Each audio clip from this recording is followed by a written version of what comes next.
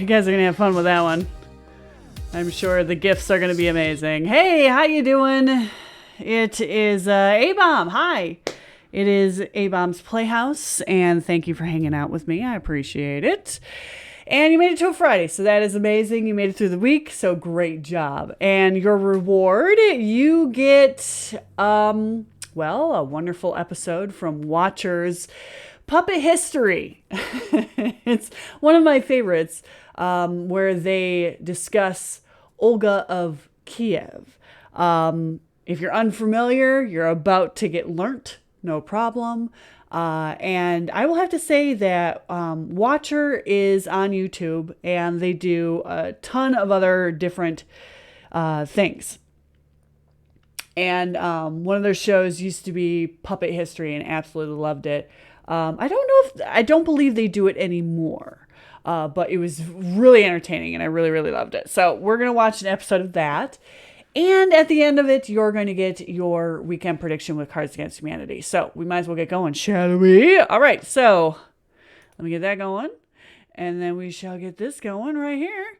And, or not. Uh-oh. Oh, no. Okay, I don't know where. All right. Okay. I don't know what happened.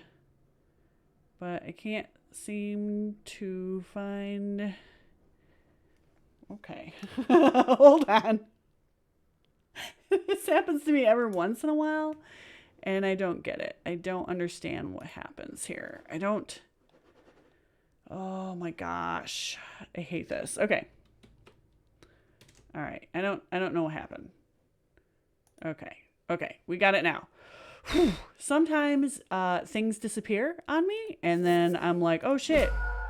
Where it be? So we're back. One and all to Puppet History. Yay! Today we'll be taking an ever-winding look at yet another chapter in the heavy book we call History, while our guests ruthlessly compete for the coveted title of History Master. I'm your beloved host, the Professor. Woo! Thank you. Yeah. Thank you. Yes. Ryan Bergara, are you ready? I'm ready. You know what? You're looking a lot better. Have you been working out? Maybe. You popped in with even more vigor than usual. Oh, thanks. Special guest Salorm Kaplani, are you ready? I'm so ready. Well then, let's crack in. Olga of Kiev. Well, to begin, hey, where do you guys stand on revenge? Is it a dish best served chilled, or are you more of a forgive and forget type of person? I feel like I can forgive. Oh, that's sweet. I can't always forget. Yeah. I might bottle it up inside and, it might explode later, but that's okay. That's more of a sort of a crime of passion, if you will. Yeah. You're not really thinking, it just happens. Facts. Ryan, how about you? Revenge. What do I think about revenge? Yeah. They say it's a dish best served cold. I don't tend to care whether it's hot or cold. I just care that it's served. Oh. Anyway, Ryan, as we said, has really turned over a new leaf this season. I have. That was the past Ryan. Oh, Yes. Say yeah. something past. like He's that. excited to learn. I don't want you to be vengeful ever towards I'm me. trying to get I comfortable. won't be. I Ever. won't be. You're the one person in this room I'm definitely not vengeful towards. One of two people you're not vengeful toward. One of two people, correct. Yeah. Yes. You forgot me there for a second. No, I didn't. I had you up here. I had you right up here. Okay. Locked and loaded, ready to go. Well, the reason I ask is because today's subject is firmly in the eye for an eye camp. And then some, more like an eye and everyone that eye's ever looked at for an eye. Today, we're talking about Saint Olga of Kiev. Now, before we begin, stories surrounding saints tend to get a little murky when considering what's true and what's legend. True. Keep that in mind as we walk through some tales that might sound a little too tall to be believed. Our story today takes turn on my place blue in the light. I 10th forgot. century in an area known as Rus, located in modern-day Russia, Rus. Ukraine, and sort of Finland. Rus is not quite a country, but instead a collection of different settlements and tribes of people who kind of cooperate to trade and whatnot, but do not always get along.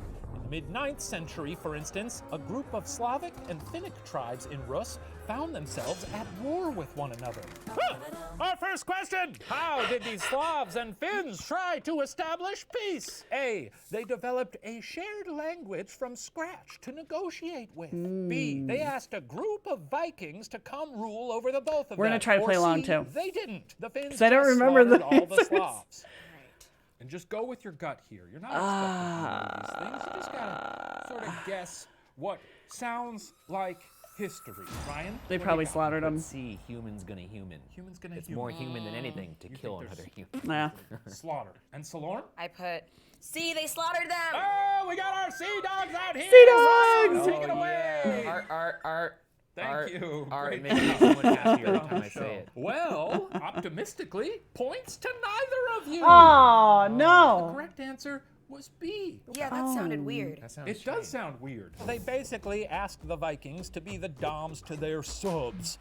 All the groups putzing around northern Eurasia at the time, the strongest militarily were the Vikings. According to the tale of bygone years, when the Slavs and Finns found themselves absolutely consumed by war and hatred for one another, they went to the Viking warlord Ririk and said, listen, we simply cannot get along. Will you be our sort of arbiter and just rule the whole bunch of us? That does seem weird. 62, Ririk said, yes, of course I will do this. Okay. Less than 20 years later, the Vikings, led by one of Rierik's clansmen, Oleg, had expanded their control all the way down to Kiev, which was declared the mother of Russian cities. So they enlisted someone to rule them. Yeah. That's weird. That I is feel like weird. humans usually wouldn't be like, hey, Hey, come please. take control of what Yeah. we got going on here, and I'll just sit back. Like, I don't know. People usually want power. But at the same time, I feel like most people would be better people if someone else was making the decisions Yeah, for them. if you had like a big muscular Viking who said, no more Taco Bell, Go to gym! big Viking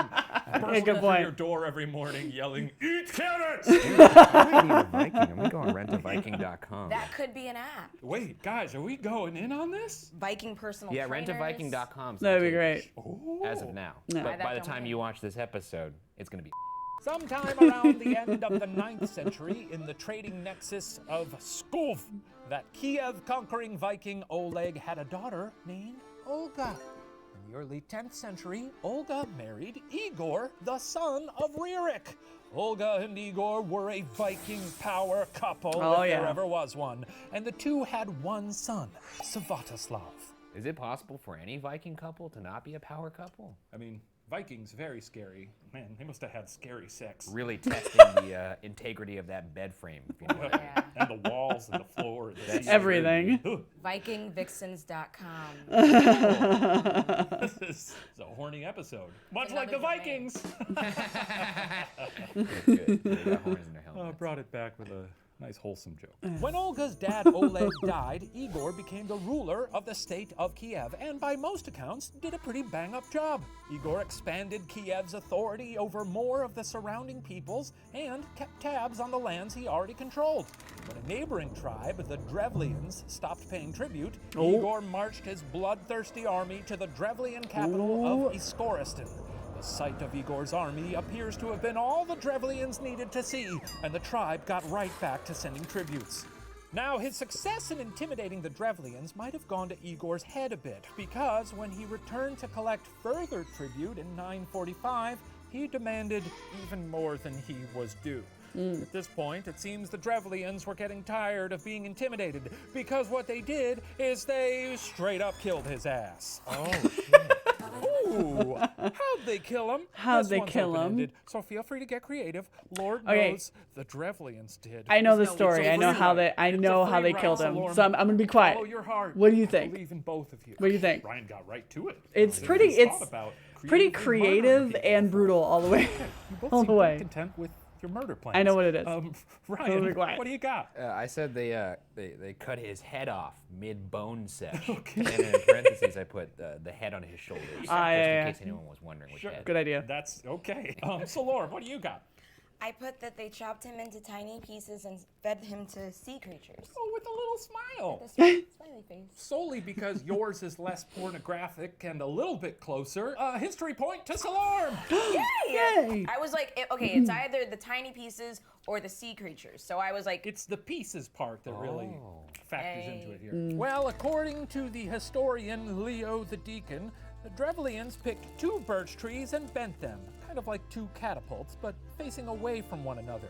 Then they lashed Igor's left leg to one birch tree, his right leg to the other, and they released the trees. Igor was literally torn in half by trees. Metal or wood, I guess.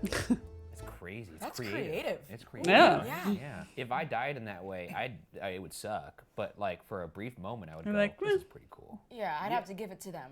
With Igor dangling from 2 trees, the rightful ruler of Kiev was technically young Svatoslav.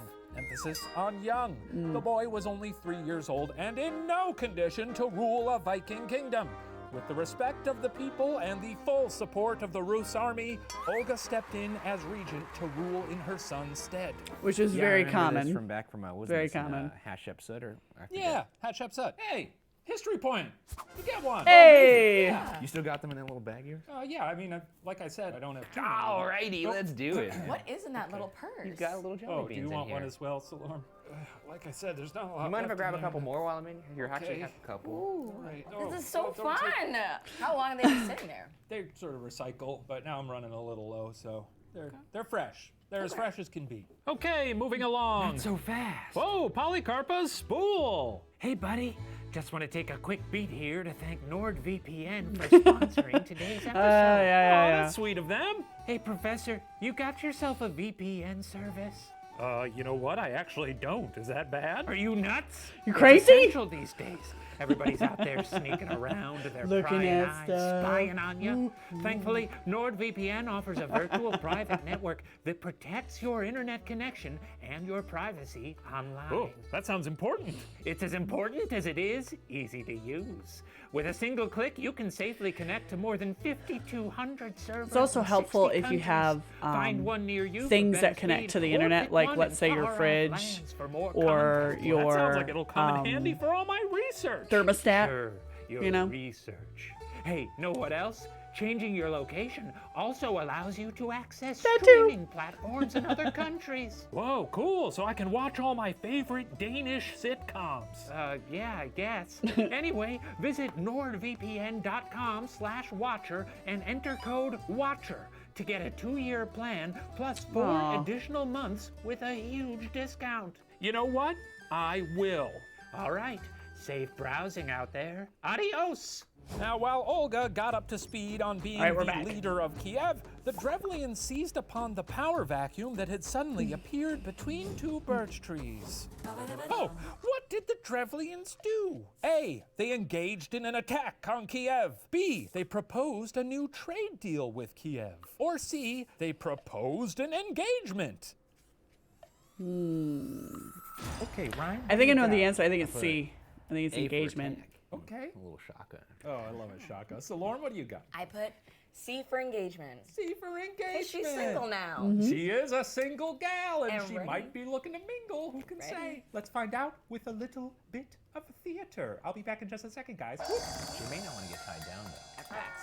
I wouldn't. After seeing your husband literally get torn apart. That's true. She literally saw someone get tied down. And then after that, Oh, hello, Olga, Queen of the Kievan Rus. Yes. Who are you? Well, this is awkward, but I'm a Drevlian. A Drevlian? Like the people who just split my husband like a string cheese. Yes? Well, you've got a lot of stones showing up here, you know that? What do you want? She told her. Well, see, so I'm a matchmaker, and we hear that you're newly single, and so 20 of us were sent here to see if you maybe wanted to marry our Prince Mal.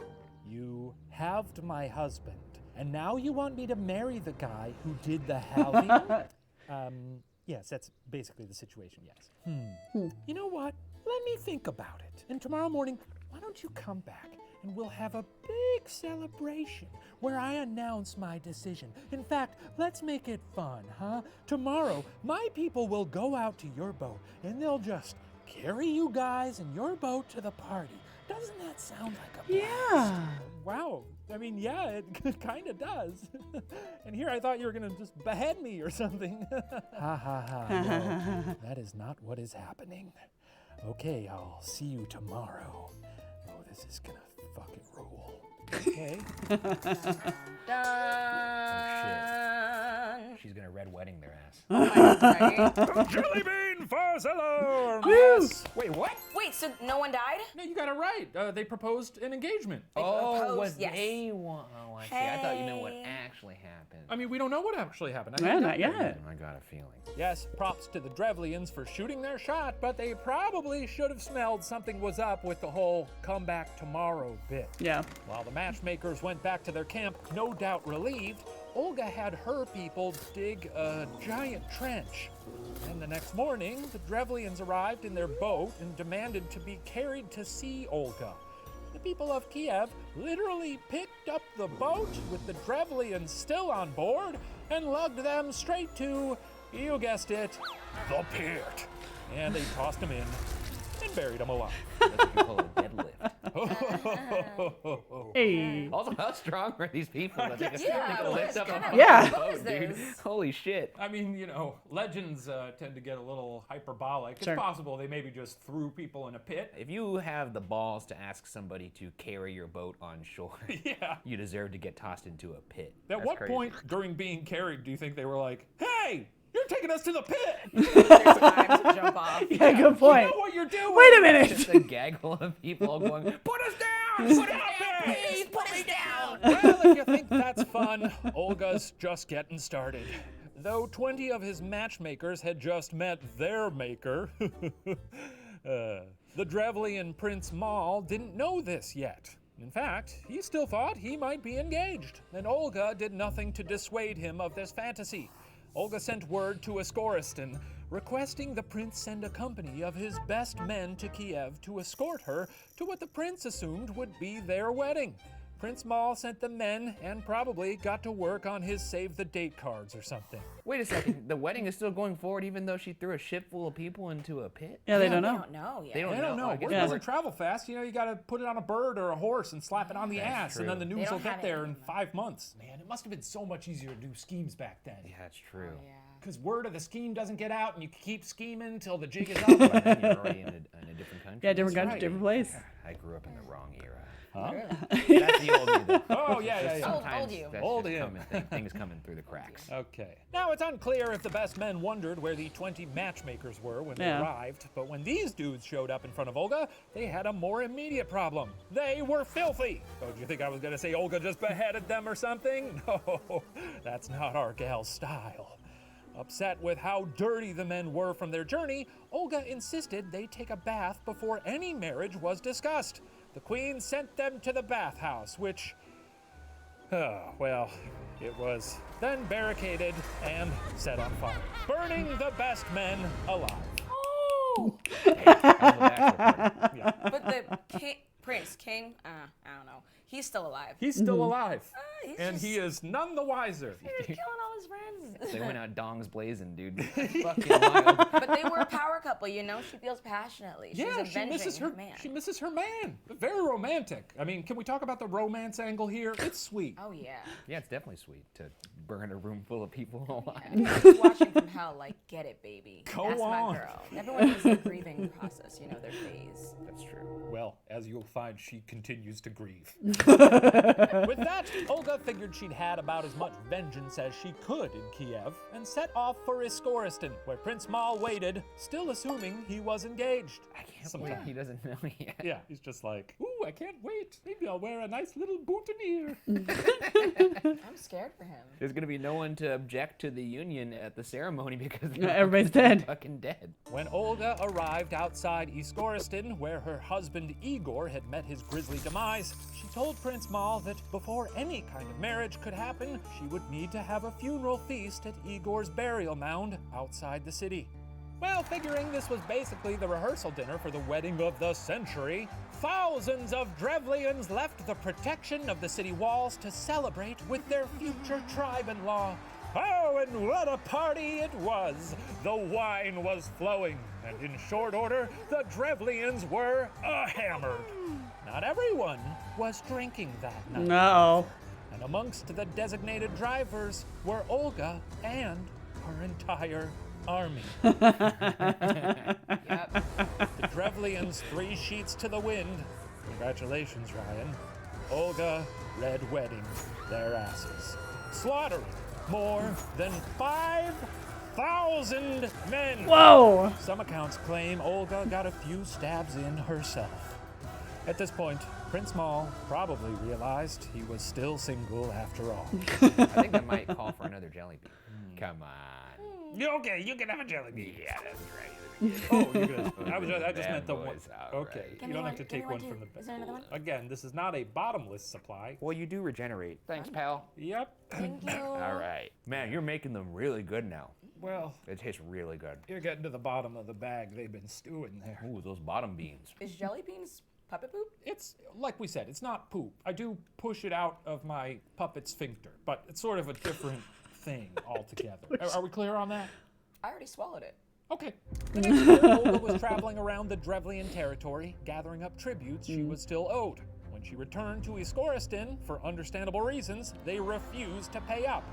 Olga figured the Drevlian saps probably wouldn't fall for any more tricks, so she decided to just do war now. Oh. But there was a catch. Olga was allowed to mess with the Drevlians as much as she wanted, pulling her murderous pranks left and right. But as a woman, she could not declare war. To get around this, she saddled up her son, Svatoslav, who was no more than 10 at the time, and she gave him a spear. Svatoslav wound up and threw the spear as hard as he could. It barely cleared his horse's head. But that was enough. War was on, and the Kievan Rus forces quickly pushed the Drevlians back into the safety of their walled city. If I was angry Damn. enough to get revenge, I think after I killed one person, I'd probably be like, fuck, that's enough. Nah, you gotta kill everyone in the system, though. Yeah, but you kill one person, that's so exhausting mentally. You know, when you think of something like Taken, like that Liam Neeson movie, it seems heroic in Taken, but that guy's a psychopath. Yeah, but I guess if you commit to vengeance, it sort of becomes your whole thing. Yeah. It consumes your a life. psychopath with a mission is a hero. You know, when you think about it. Oh no! You're really committing to that, you know what? Yeah. Okay. For a year, Olga and her forces laid siege to Iskoristan. When she finally decided enough was enough, Olga proposed peace with one condition. Oh, and that's our puppet poppin'. Jelly Telly, who we got? Hooey! Howdy, Prof! Whoa, snowman full of bones from the shores of Donner Lake. Well, it's a good gig asking a question. I'm not on as often as those other dudes, so I wanted to do a joke where I sort of sing my song, but not quite. Oh, that's really funny. Yeah, I know. Hey, unrelated, but what are you bringing to the party snack-wise? Like, what do anthropomorphic objects eat? What does a train eat? I'm not going to the party, but I think the train just eats coal. Like with onion dip or...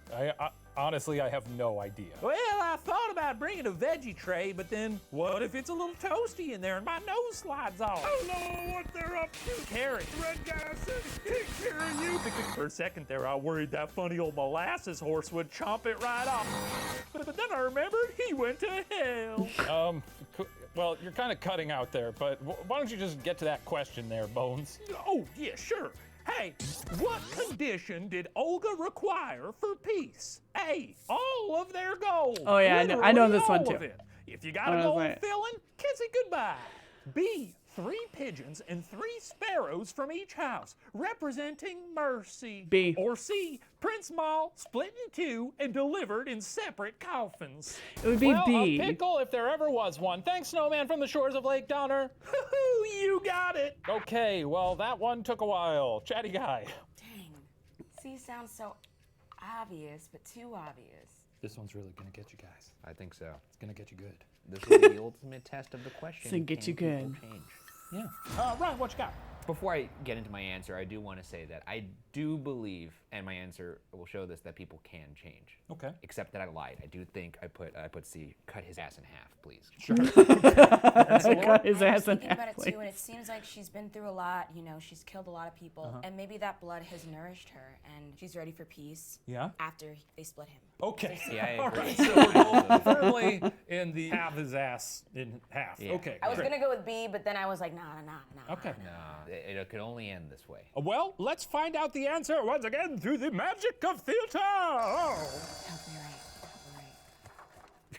right. That was a high five. What the? Olga, Your Highness, the things you ordered from the Drevlians arrived. Oh, great. I gotta admit, my queen, birds was a surprising and merciful choice. Your kindness truly knows no bounds. Hey, do you have a place in mind where I should put them? Put them? Well, I'll tell you where you should put them. Put them in a cage, simple minion, and fetch some sulfur. Use your wretched hands to tie the sulfur to the doomed fowl and light the odorous stones ablaze. Then you are to release the birds and let them return to their damned homes. Behold my fury as hell's own fire flits and flies to the nests of Iskoristan, casting the entire city ablaze and reducing the last of my enemies to ash! My liege, you truly are pretty sick in the head. Wait, like a trick answer? Wait. Oh, yeah. Points to neither of you. So, well, homing pigeons, you actually have to take them away from the place where their legs are supposed to be delivered. So they come back. And then they go back home. And then they go back home. Right. So she asked for a bunch of pigeons from the city. But how would the bird get back if it's on fire? I think she tied it to their feet or something. Sucks for the birds. She's a very crafty girl. Crafty girl! Meanwhile, that bird's like, fuck, my feet are on fire. What did I do? Yes, Olga had saved her craziest bit of vengeance for last. And craziest of all, it apparently worked. The entire city of Iskoristan burned to the ground. Damn. The fleeing Drevlians were either slaughtered, enslaved, or made to keep on living in the remains of their burnt-up city, and with higher tributes to boot. Olga's revenge was finally complete. The Drevlians were soundly and thoroughly defeated. With utterly and completely avenged husband's death finally checked off the old to-do list, Olga set her sights on other matters in Kievan Rus. Olga divided Kiev's lands up into units controlled by her representatives, and also standardized her tributes and set a schedule for when they were due. Some scholars consider this the first legal system of taxation in Eastern Europe. When her son grew old enough to lead, he actually had his mom continue to handle the internal matters while he went abroad with the army, expanding Kiev's borders. In her personal life, Olga was, perhaps surprisingly, more popular than ever. Unfazed by what had happened to the last guy who tried it, several rulers requested Olga's hand in marriage, and she turned them all down. I liked how you set those folks on fire. Let me put a ring on it. Well, honestly, her Why would she? marriage seemed pretty successful. Why would she get They were like, married? she's She's loyal. got all the If I power die, she she'll wants. avenge me. Right. Your fucking Hinge profile's off the charts, dude. Yeah. Divorced, set an entire civilization on fire, and now I'm ready to get back out. And then a picture of her and like a dog or something. Picture with a bunch of friends too, and you don't know which one is her. And then of course a picture of her holding that guy's head. Yeah. Ah, yeah. Her in front of a city burned to the ground. Avenge like- my husband, baby. Now, those of you paying close attention will remember our story isn't just about Olga of Kiev. It's about Saint Olga of Kiev. Saint. Yeah, she's a saint. While there are plenty of murderous saints, you don't snatch that brass ring just by burning cities to the ground and implementing systems of taxation. Olga wasn't even a Christian until the mid-950s, having lived the majority of her life as a pagan. But she approached her conversion with the same cunning she destroyed neighboring tribes with. Now, the 9th and 10th centuries saw two sides of the Christian church jockeying for power. The Catholic Great Church, Schism. led by the Holy Roman Emperor on one side, and the Orthodox Church, led by the Byzantine Emperor on the other. In 1054, this rivalry would result in the Great Schism. But in the run-up to that, both sides were competing to get as many of the peoples of Europe on their theology team as possible. Do you believe in God, Professor? Yeah, he's been a guest on this show. He doesn't have anything to do with the Christian church, by the way. He doesn't? I asked him. He has no idea what they're doing. I will. Thanks. Great guy. Is that why the God phone's right there? Don't pick that up. What's on the other end? God? The God? Yeah, I mean, that's the God phone. God's there. Can I just listen? Sure. Funny if her head just exploded, right? Hello? Hello? Hi. Hi. Who's calling? It's Salorm. Oh, yeah, you. I just wanted to say hello. Cool. Thanks for Kit Kat bars. Yeah, dilly dilly. Okay, well, bye. Bye. Oh, he sounds so nice. nice guy. I didn't want to talk to him. To this end, Christian leaders would bribe pagan leaders to convert, offering them, for instance, Marriage, to an money, all emperor's kinds of fun relative. stuff. Seeing Christianity as a strategic choice, a way to make Kievan Rus a part of a bigger confederation, Olga decided to convert to the Orthodox Church in Constantinople around 957. Apparently still one of the most eligible bachelorettes on the planet, when Olga showed up for her baptism, records indicate that Constantine himself, the Byzantine emperor, was hoping to marry her after her conversion. As we've seen, however, Olga doesn't get pushed into marriages she ain't feeling, and the Queen of Kiev found a way to get out of this one. How? I know this one. She exploited a vaguely incestuous loophole. B, So smart. She threatened to go to the Holy Roman Emperor if Constantine didn't back off. Or C, she asked Constantine to send his best men as escorts. And no one was falling for that again. It's A. And you'll see how she does it. This one's a real head scratcher. And I'm sorry, but Olga Kiev is Hey. so There smart. you go, incest pals. Incest. Right along from that one. But points to both of you! Yes. Nice. Feather 5. Yay! Yes, when it came time for the baptismal Duncan, Olga chose Constantine to be her sponsor, which made him her godfather. Right. After she toweled herself off, now a bone-dry Christian, Constantine was ready to get married. But Olga said, not so fast. You're my godfather, you sicko. Yeah. It's illegal to marry my Sorry. godfather. Historically, there haven't been a lot of rules about who royals couldn't marry. But Olga knew how to make the few that did exist work for her. We should note, this wasn't just because Olga liked her single life. She avoided marriage to ensure Kiev's continued independence, not wanting it absorbed into the Byzantine Empire. She's creative. She should find a different outlet. other She than crafty. Being conniving with other people's lives. Like, she should take that cleverness and apply it to, like, chess or something. Or, you know, like, I don't know, helping the people that she rules. But Yeah. hey, there's that. That's two. Or she could get really fucking good at chess. Write her own biopic. I bet it'd be fun. Find an outlet or become a murderer. Yeah. That's what my teacher once told me. Everybody needs It one. was like Oh. my kindergarten teacher or something. Your kindergarten teacher sensed that you had murderous tendencies? I never said that. You kind of did. Okay. While Vladislav didn't follow his mother into Christianity, her grandson, Vladimir the Great, did, and made it the official religion of Kievan Rus in 988. Olga, unfortunately, was not alive to see this. Olga of Kiev died in 969. Nice. Reportedly, all of Kiev I just got that. R.I.P. to a 969. real one. Nice. Today, monuments and churches dedicated to St. Olga stand around the world. A testament not necessarily to her bloody campaign of vengeance, but her more than competent leadership and her role in establishing Kiev as an important city that's endured for more than 1,000 years. Well, that's the story of Olga of Kiev. A real good time gal. Who set people on fire. Well, one thing we can say is she was passionate. She was passionate about Stayed true to her man till the end, you know. OTP. What do they call it? One true pair. Yeah, they were the OTP. I like thinking that anytime she twisted a knife into someone's gut, she just looked in their eyes and whispered, "We were OTP." Well, that concludes our history lesson. I'm going to go tally the scores to see who receives the coveted cup and the title of History Master. While I do that, please enjoy the special performance from two birch trees. Oh. Oh boy. Ooh, a show. The theatrics. I love it.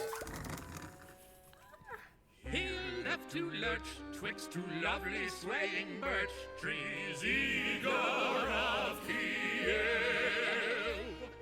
Husband to a wife who would face here any strife to avenge his savage death. Olga, she murdered the whole town. We frankly are surprised she hasn't thought to drop us down. Olga, sainthood she attained, but to cross her is to doom yourself to join the countless maimed. She'll off your family, milk your friends. She'll hunt your cat and dog, and when you think she's finally calling it a day, She'll catch you when you're unaware. pour acid down your underwear and laugh because she's jokeified that way. She'll lock your toes into a jar and Pack it up and mail it fine. On your grandma's birthday she will find a bloody box addressed to her, containing nothing less than your 10 piggies, and she'll lose her goddamn mind. Oh, God. She may be a saint. But rightly pissed to see her sweetie split right up the taint. Oh, God, the jit, she's got no chill. Piss her off if you'd like to experience being killed. So scary that you'll poop your pants. She'll make you poop your pants. If you think that you won't poop your pants, just wait because you'll Poop your pants. She'll make you Poop your pants. Tell you once you poop your Poop pants. You'll hear a knocking at the door. And when you ask who's there to your relief, it's just your neighbor Joe Calhoun. You open up, insult the fuck, she'll kick your shins and punch your nuts and skin you while she sings a baritone. She'll sit your toe like that one scene and go, girl, know the one we mean, where NPHs, well, you get the gist. If it's not clear, the message here is if you will existence, you make sure you don't end up on overseas. Hey. Oh, wow! What a soul-stirring performance! Now let's see how we did. Oh, according to our complex victory algorithm, this week's history master is Solar! Yeah. Come fetch your covenant cup, which you have so rightly earned. Oh my goodness, thank Congrats you. to you. I wish I could get Jelly a beans, wow. Puppet history I cup. really warmed up to these, Yeah. you know?